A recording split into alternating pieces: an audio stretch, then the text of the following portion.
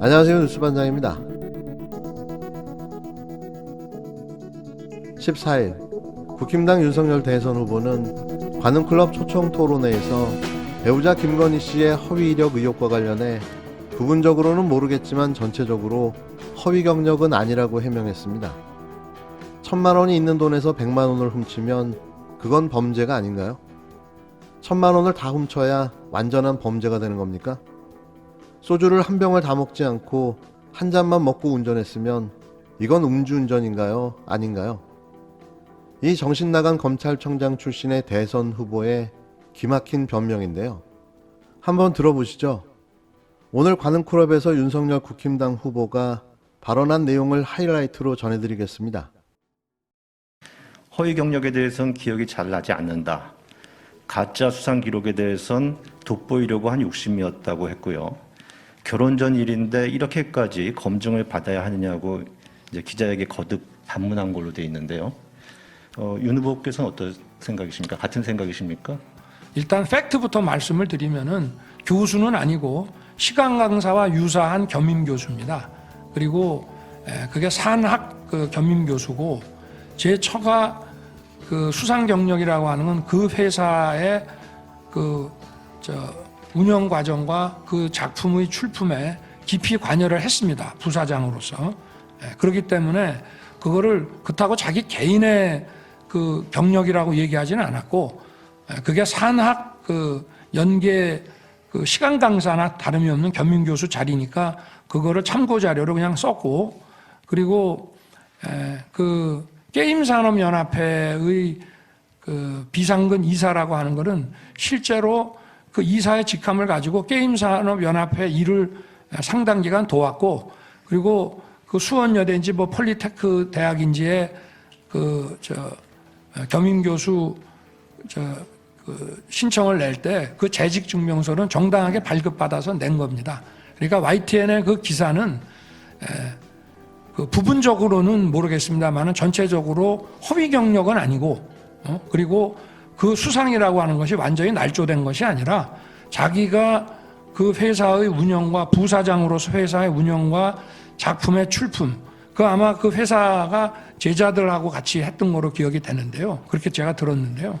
그렇기 때문에 그 부분을 충분히 설명을 했는데도 막 이런 식으로 보도가 난 거에 대해서는 아마 좀 어느 정도는 제 처가 그 기자와의 대화에서 아마 그 결혼하기도 전에 오래된 일까지 이렇게 뒤지느냐 하는 차원에서 좀 억울함을 얘기를 했을 수는 있겠습니다만은 그게 부적절한 거로 저는 보여지고, 다만 YTN 보도처럼 그것이 허위는 아니라는 것입니다.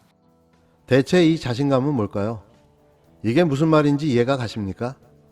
위조는 한 것 같은데 전부 위조는 아니다. 부분적으로 위조했기 때문에 전체적으로는 허위 경력이 아니라는 겁니다.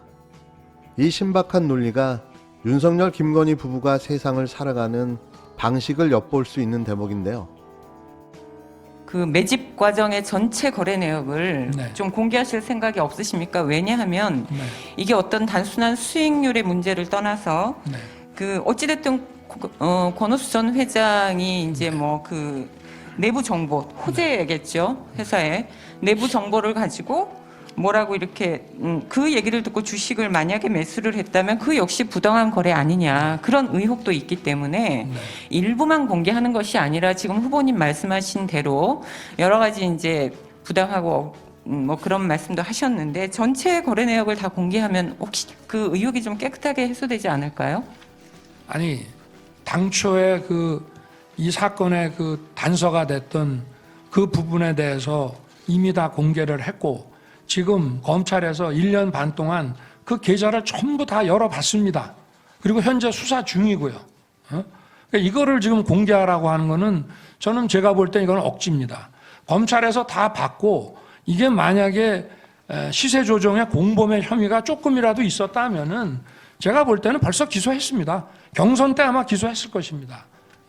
그러면 이게 지금 현재까지 혐의가 확인이 안 된 거를 이 수년 동안의 이 계좌 거래 내역을 전부 공개하라고 하는 것은 그거는 제가 볼 때는 좀 말이 안 된다고 저는 생각합니다. 네.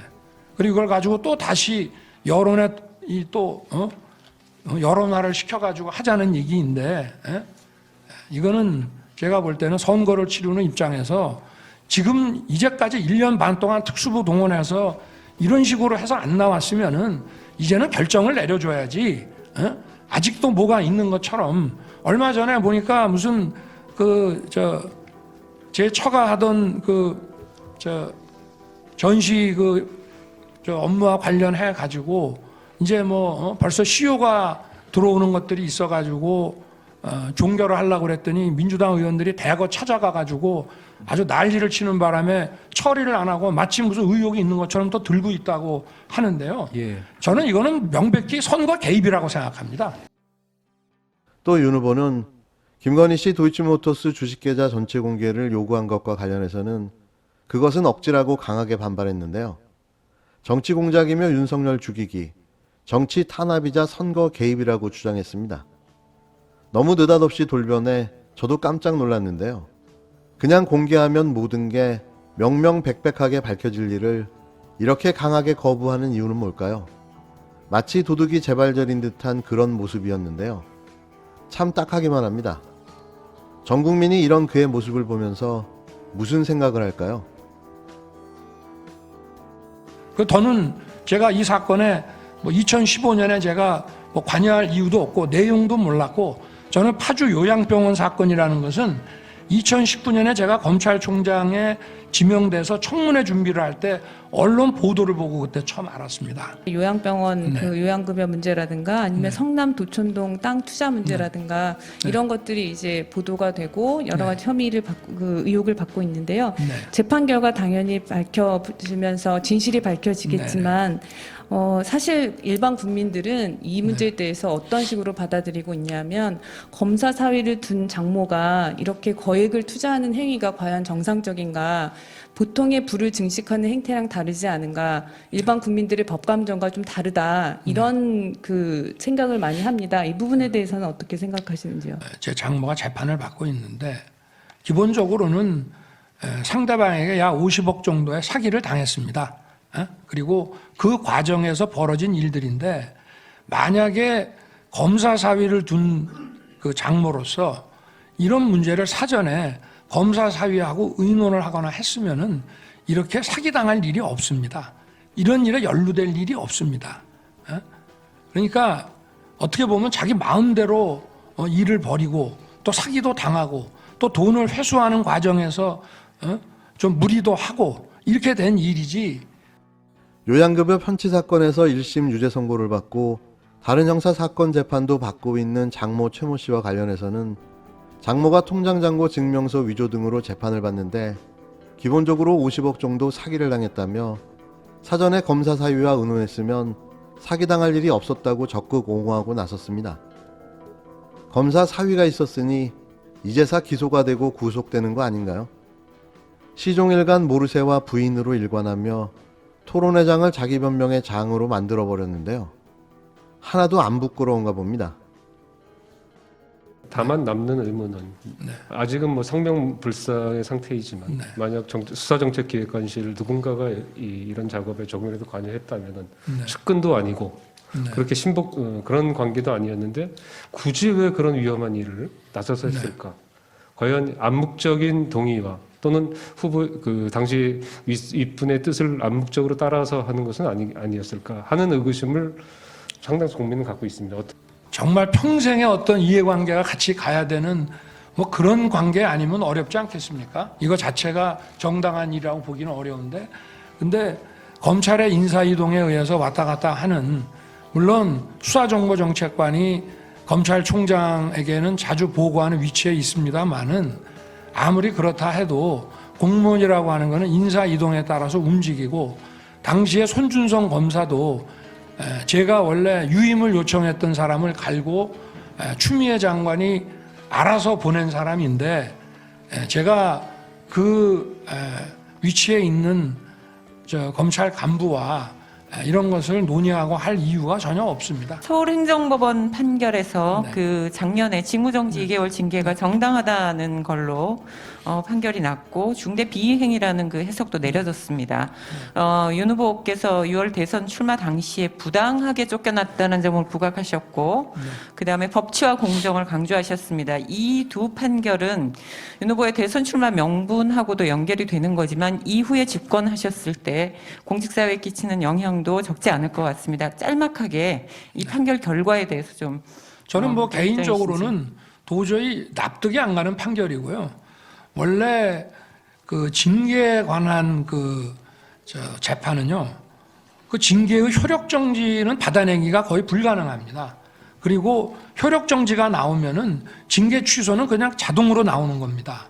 이거는 기본적으로 내용에 대해서도 문제가 많지만 절차가 완전히 불법이라는 겁니다. 그런데 대부분의 행정사건은 본안으로 넘어가기 전에 절차의 불법으로 거의 과반 이상의 사건들이 취소 판결이 나게 되어 있습니다. 그런데 그 가처분 단계에서 이건 명백히 절차가 위반됐다라고 선언한 부분을 그거를 다 받아들이고 판결을 했다는 거에 대해서는 저는 도저히 받아들일 수가 없는 판결이고 대법원 판례도 반하는 그런 내용들로 분석이 되고 있으니 이 부분은 항소심에서 좀 결과를 좀 지켜봐야 될 것 같습니다. 윤 후보는 이어 고발사주 의혹에 대해서는 손준성은 추미애가 보낸 사람이라고 거듭 주장하고 나섰는데요. 자기와는 이런 일을 공모할 관계가 아니라는 겁니다. 저는 그의 이 변명을 듣고 순간 뿜었는데요. 어처구니 없는 변명이 아닐 수 없는 거죠. 본인이 제기한 행정소송 2건이 모두 패소한 데 대해서는 개인적으로 도저히 납득이 안 가는 판결이라고 항소에서 반드시 진실을 밝히겠다고 떠들어댔는데요. 시종일관 자기 합리화와 변명으로 진행된 관훈클럽 토론회는 못 볼 꼴을 보여준 역대 최저 싸구려 변명회였습니다. 같은 날 더 팩트를 통해 공개된 김건희 씨의 얼굴을 가리고 도망치듯 사무실로 숨어드는 사진이 크게 화제가 됐는데요. 마치 유흥업소 단속에서 얼굴만 가리고 숨는 장면을 연상케 했습니다. 이게 왜 너무나도 자연스러운지 모르겠는데요. 뭐 그렇다는 거죠. 수준 이하의 정책과 토론. 이 사람이 대통령 후보랍니다.